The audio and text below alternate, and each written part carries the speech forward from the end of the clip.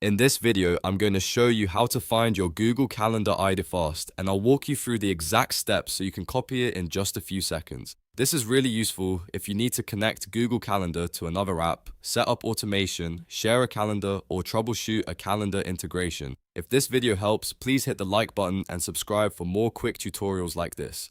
Now let's jump right in. First, open Google Calendar on your computer. You want to make sure you're using the desktop version because the settings we need are much easier to access there. Once Google Calendar is open, look toward the top right corner of the screen and click the Settings gear icon. From the menu that appears, click Settings.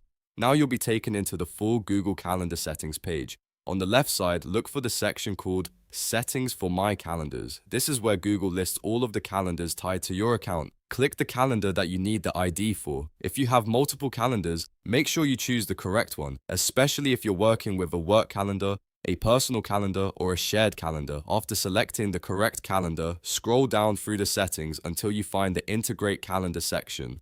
This section contains the important details that apps and services use when connecting to your calendar. Inside that section, look for Calendar ID. This is the unique identifier for that specific calendar. Once you see the calendar ID, click on it and copy it. In some cases, you may notice that the calendar ID looks like an email address, especially for your primary calendar. Other calendars may have a longer unique ID string. Either way, this is the exact value you need when connecting calendar integrations or automation tools. And that's it.